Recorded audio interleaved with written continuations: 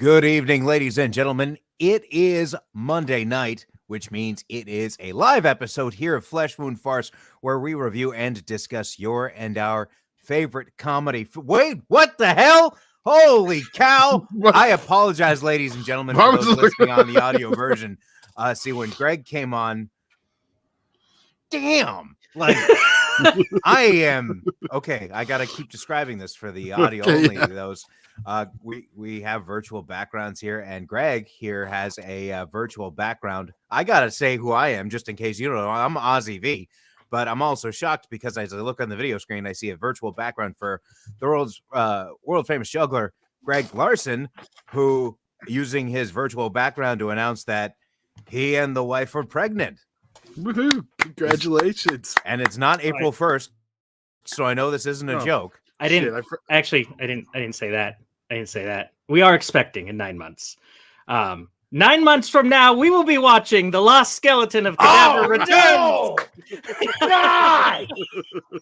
Oh! Because the 49ers have beaten the Raiders to win our bet. Really? Oh, God! Come on! Oh, and they're already asking private school on Patreon this week. Let's not get carried away. That'll be like the 50 or 50,000 Patreon tier. But ladies and gentlemen, I apologize with Greg's ruse. I'm going to continue on with this intro. I introduced myself. I introduced Greg. We also have world famous Flesh Wound producer Todd. How you doing, Todd? I'm chilling.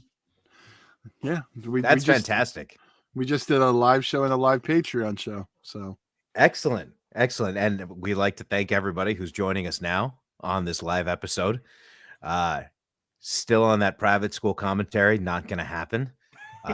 Well, then there also, did I hear something about a Superman 3 watch along? I'm all keyed up. That's something to be discussed later. It'll happen.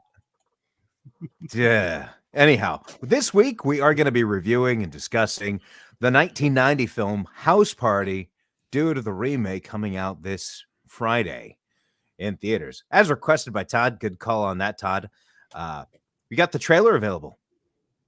Yeah, and I wish I had it ready already. Because oh man, what are we doing? Like we're live here. Greg got me good, and you could have had the perfect opportunity to keep all that attention on Greg's gag, right? I know. But you were not prepared. And I don't know, is this what made you world famous Flesh Room producer? Is the producer's not prepared? Yeah,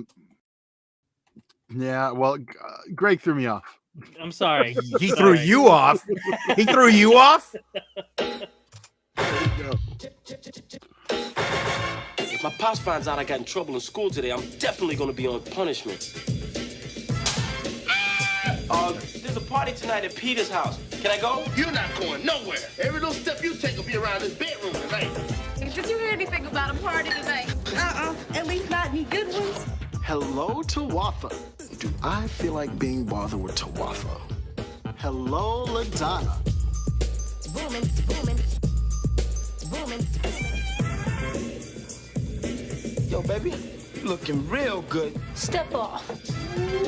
Scandalous. Kick it, Pop.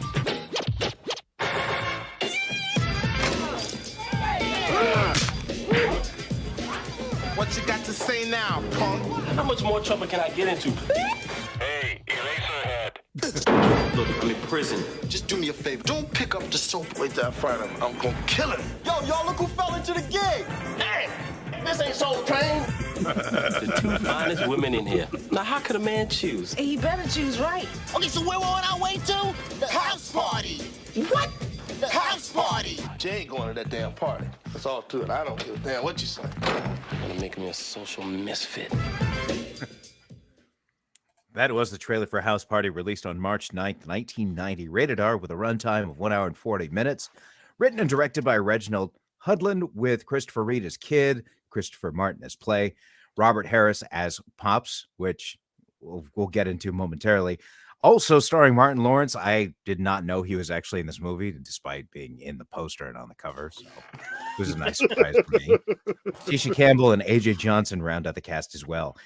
Initial thoughts on this, like mentioned, I had never seen this when it had come out. I knew that because it was rated R, there was no chance of me seeing it. I just assumed there was probably nudity in it, because at that time there was like a stretch of movies that I saw commercials for where if it was rated R and it was a comedy, chances are there's probably nudity in it. This is definitely a soft R. Oh, totally. Very. In fact, maybe today would be a PG-13. If you took out a couple of the F-bombs, yes. I think that's the only thing that puts it over. Probably, yeah. Not that bedroom scene when they jump over the fence. Oh, okay. Well, other than that, maybe that's the director's cut. Yeah. But like mentioned, it was a pleasant surprise. I never got around to it, but I completely went in with no expectations, and I was pleasantly surprised. Greg? Yeah, the only reference I'd had to this movie was Jay and Silent Bob Strike Back, where they say this movie's going to make House Party 1 look like House Party 2. It was I didn't have a lot of expectations going into it, but like it really brought back a 90s vibe, and that's always a good time. So it was chock full of a few good laughs, and it was fun to check out for sure. Sorry, I was just going to jump in before going over to you, Todd. Is that kind of had a vibe of like just a teen movie, like just a basic teen movie, but like with these rap stars in it. So it just added like a different level to it. Sorry, go ahead. No, I was going to say, it's like definitely a coming of age story. And now I lost what I was. I had something. I threw you off. No, it's all right.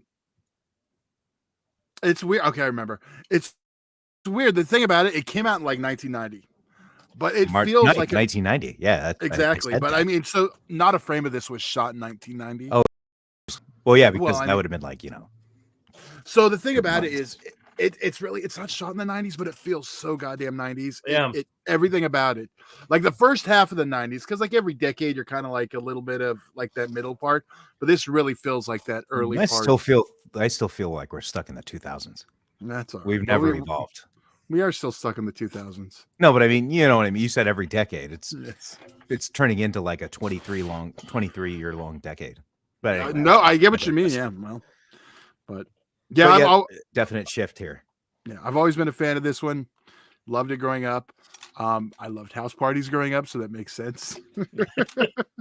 We had quite the few house parties for sure. So, yeah. No, but again, to your point of the, I guess for lack of a better term, evolution of being a distinct 90s movie, though most of it was shot in the 80s, is if I had to guess what the release date was, I would have guessed 92 or 93. Yeah. Because of just the vibe from the commercials I got, the trailers, right? Now, in terms of the favorite moments, there was a lot of, I was enjoying the story so much actually that I didn't want to like have the notepad in my hand and wanting to write stuff down. I just wanted to pay attention because Kid, played by Christopher Reed, has a very genuine personality. So you just kind of just wanted to watch his journey and how things were going. It did kind of slow down at one point, but for the most part, his presence kept me glued, right? I just wanted to see what was going to happen next, right, in his story. However, the funniest moment that made me bust out laughing was the loading of the DJ equipment. Just because it was so over the top and overblown, and Martin Lawrence is so great at being that guy to facilitate that kind of energy. Mm-hmm. It had me rolling for a good long moment. Yeah, no, that was a fantastic bit. Like that whole setup for that was great. Like that was one of my tops. But the one that, because I love just a great corny moment. It was early in the movie. They get sent to, I forget if it's like the principal's office or counselor. I forget who she was. there's a moment where she goes like they're saying, "Oh, what happened?" And he goes, "Well, he called me a hoe or my mom hoe," and he goes, "Yeah, and I just couldn't stand for that." And she says, "Well, you should never resort to violence." And on the other hand, I need to ask, why did you feel the need to call his mother a piece of farming equipment? And I lost it. Like I was just like, oh, the white lady humor. It's great. Which, by the way, before I get to Todd, anybody joining us live, if you're familiar with this movie, you want to throw out any of your favorite moments, feel free, go to right ahead to in the chat. Todd? I had a couple. Well, this one, like, I really got a good laugh from this time. It's when the girl asks Play, "Oh, you have any drinks, snacks, anything?" And he's like, "Oh, man, you should have got here earlier. Them fools ate all that up right away." I did censor that. Well, I did enjoy the follow-up of, like, Mama should have fed you before you came here. They didn't know soup kitchen. And then the other part with, I forget his name, the dude in the suit drinking the oldie, the malt liquor. Right. Yeah. I love him and I get everything he's saying. And he was the one who was passed out. Yes. Yeah. Well, he wasn't a good malt liquor drinker, but I still. The way of his friends leaving him on the door, leaning on the door, and just kind of with the screen door, just kind of like, oh, this should hold him. Oh, yeah. Who hasn't wanted to do that? That was such a great visual gag that kind of came out of nowhere just because there was a lot of other stuff going on in the movie. Now, I was curious how you're going to learn on this one, because this is a little bit different type of humor. It's not like it's more story driven. It is, but there were some slapstick moments that I appreciated. Like at the very beginning when Pops is upstairs and he's like half asleep or whatever, or at least pretends to be, the kid takes his shoes off and he's about to leave for school and he grabs half a piece of toast and the dad is upstairs saying, "Eat your breakfast." It's like right at that moment just had me going. But again, like the story, it was story driven and I was really wanting to know what was going to happen next. But there was a moment where it felt like it kind of dragged at the party for a little bit.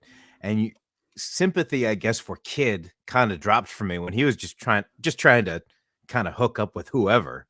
Well, as a young man of that era, I totally understand it. And that was relatable, but still, like at the end, it ended up the way it ended up. And, on an honorable mention line here is when he's making the call, he said, along the lines of, "And you can't CPT it. I need you on Japanese people time."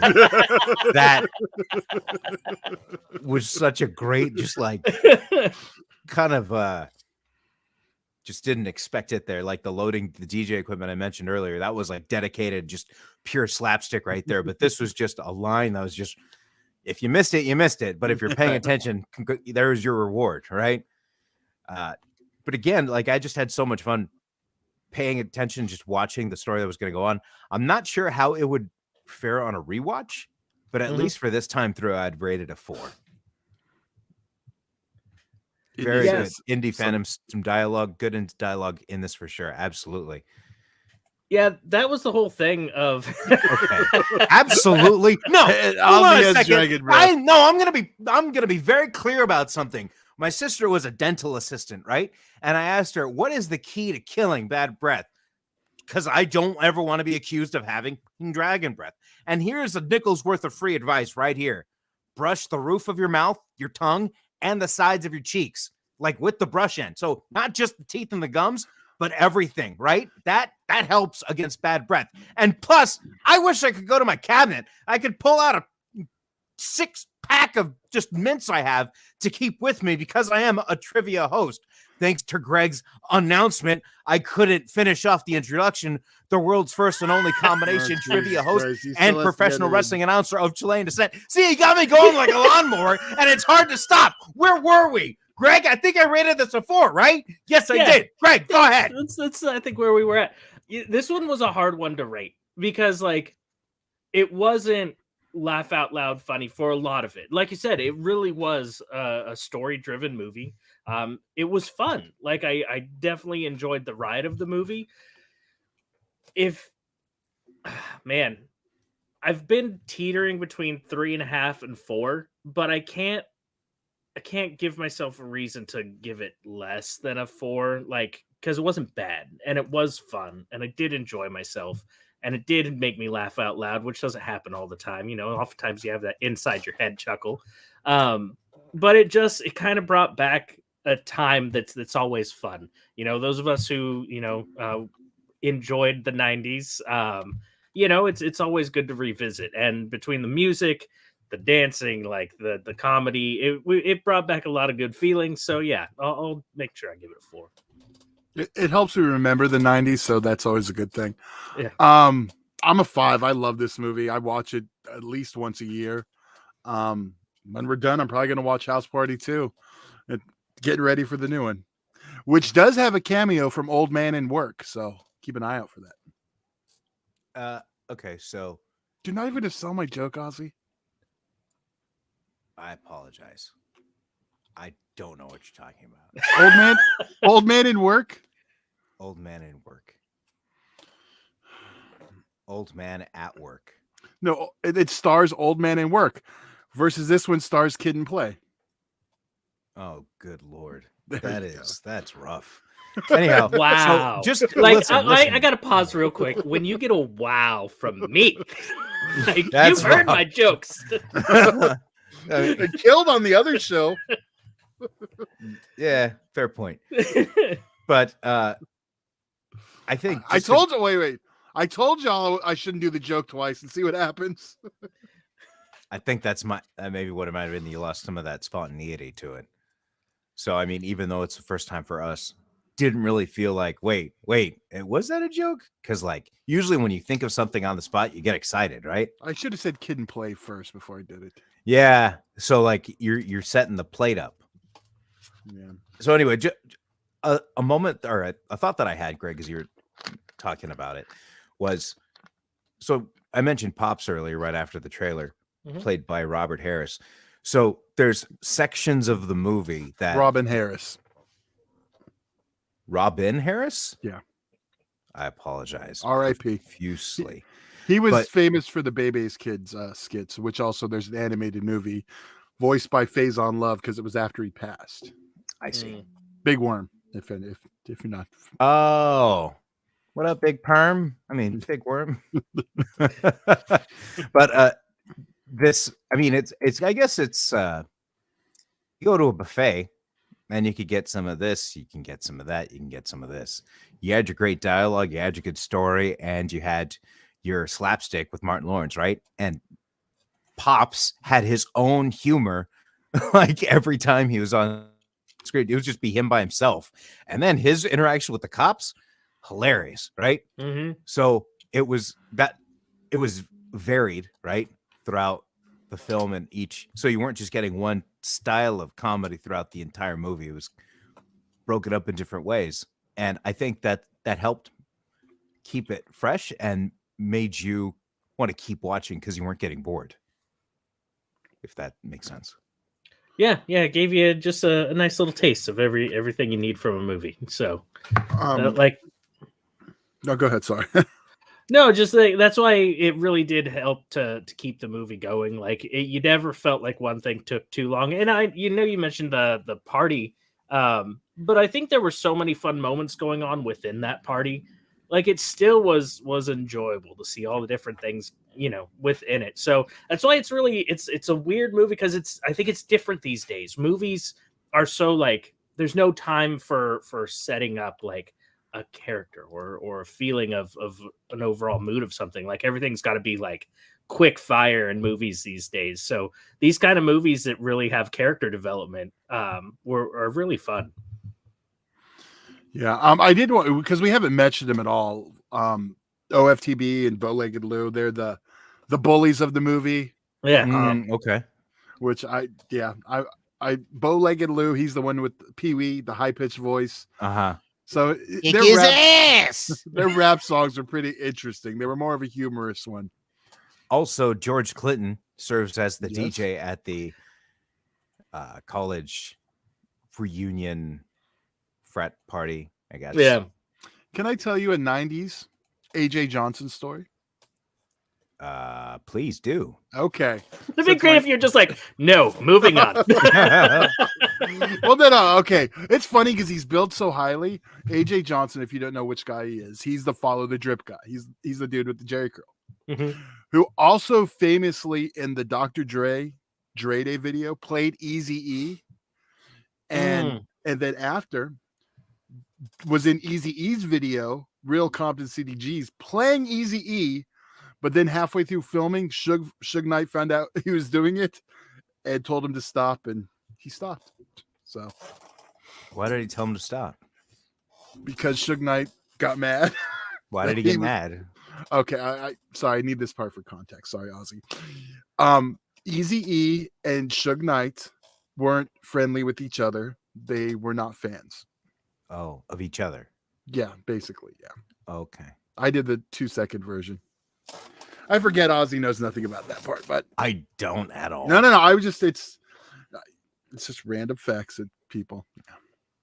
Well, that was our anything else on final thoughts on House Party? I'm gonna throw dead. R.I.P. John Witherspoon.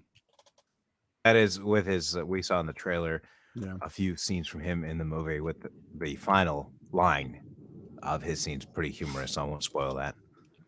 But House Party is available to stream on HBO Max, and of course, you can rent it or purchase it. Not only that, the first 5 are on HBO Max. There's 5. There's 5. I thought there was just 4. No. There's 5. The 6th one is coming out. There is House Party 2, the Bajammy Jam.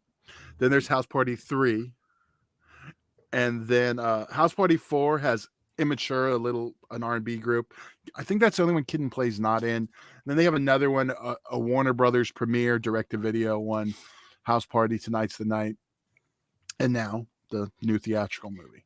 Now, as someone who's seen them all, where's the point where you're like, should have stopped here, or did it get there? Yeah, it gets there. I am a fan of the first one. I really like the second one. The soundtrack to the third one's the shit, but the movie isn't as good, but it's still fun enough. We get to the fourth one, it starts to get a little. It's basically the fourth one is Home Alone with Immature, who's like a younger, R&B group. Got it. So it basically is Home Alone, like with the burglars and everything. And a little bit of Ferris Bueller.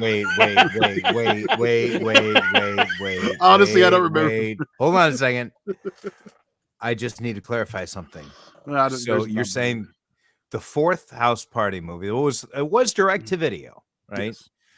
Yes. When you said it's basically like Home Alone, right. So there's a party and there's burglars. That's what I'm surmising. Is this correct? I don't remember burglars, but it's very Home Alone meets Ferris Bueller. But I'll tell you next week because I'm going to watch them all. Home Alone meets Ferris Bueller. So okay.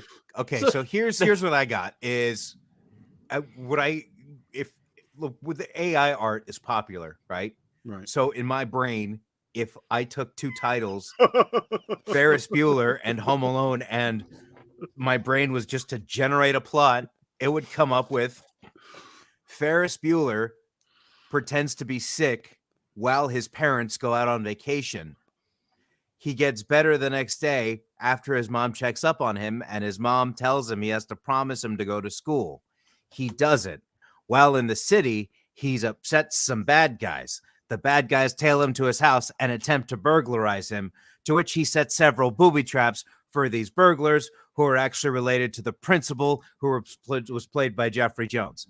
That just happened in my head when you say it's basically Home Alone. And you're telling me you've never seen it? Yeah. Did I just accurately describe perfectly, it? Everything. Okay, then. Well, right down to the name that shall not be named. So that is also available on HBO Max if you are so inclined to check that out. Say you're good to watch the first 3. Yeah. I mean, the third one is the wedding, though. There's a wedding? But I don't know who's getting married or who they're marrying. You got to watch them. Oh, God. I'm going to watch 2 and 3 tonight now. Oh, God. Okay. Well, there you go. You're at least able to watch them on HBO Max. There you go. Now, ladies and gentlemen, we will be back with a new episode next week.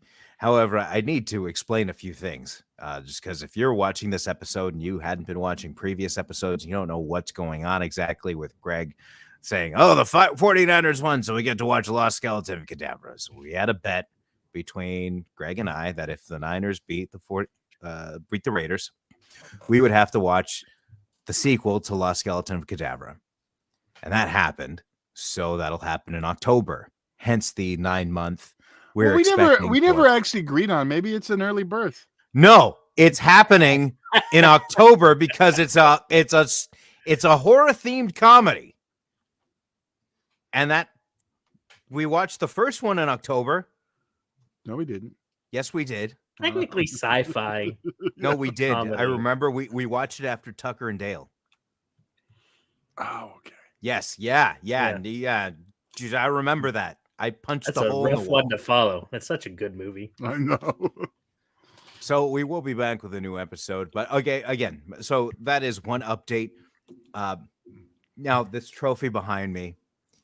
So last week there was some stuff that happened in football, very tragic. I'm not going to get into it. I'm sure everybody's heard by now if that was the case. But the game ended up getting canceled. So in our league, we did this whole workaround. So me and the guy in this championship round, we're going to draft 1 week for the playoffs. So I'm still technically champion, right?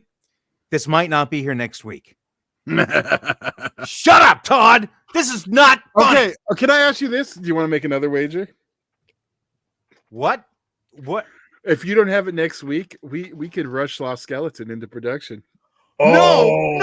Well, okay, that's fine. No, that's I just fine. say no. No, because you're just going to say lose no. it. You already know No. you're going to lose. So I just want to ask though. I do want to ask.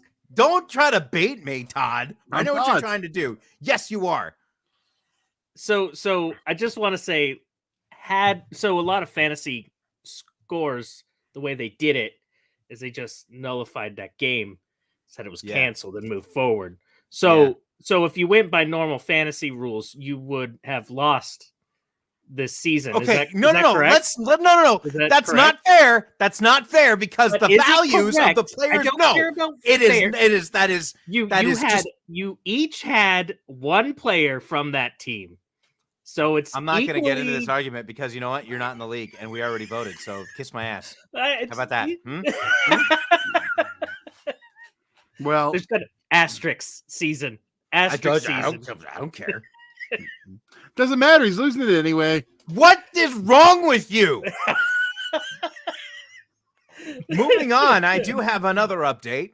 Earlier in the year, last year technically, I spoke about an issue I had with Spectrum, right? Oh, yes. Oh, They were yeah. trying to collect on like a month of service, even though I told them to disconnect it like that day. And I was like, I'll pay for a day of service. And they're like, oh, we don't prorate. And I was like, well, that's not my problem. And then they tried to charge me for the boxes. They said, we never got your boxes. And I was like, well, the receipt's right here. These guys ended up sending it to collections. So I had the collections agency, right? I got the letter in the mail and says, if you dispute this, submit all your documents at this link. So I sent the link and I sent the photo of my UPS receipt. And I said, I had 1 day of service. I have no problem paying for 1 day of service. So really, in actuality, I owe $7.94 or whatever, right? And they got back to me like a week, or they sent me a letter in the mail like a week later saying that everything was just taken off. Hey, win for Ozzy. Way Down to go, man. with me. Fight the system. Yeah. Stupid Todd. Well, okay, so let me ask you this. What were you going to say? Because you said, okay, so if you don't have that championship next week, we get to rush Lost Skeleton up to a sooner date. What would you have suggested had the championship remained? Well, we didn't get that far because you didn't want to play. No, just let's humor me. I was gonna ask Ozzy. Ask like what I would want. Yeah. Ooh. Ozzy gets one veto vote outside of Lost Skeleton. That's actually a good one. If the people vote for a movie that Ozzy's just like, nay, it goes to the second one. Well, I technically already did that.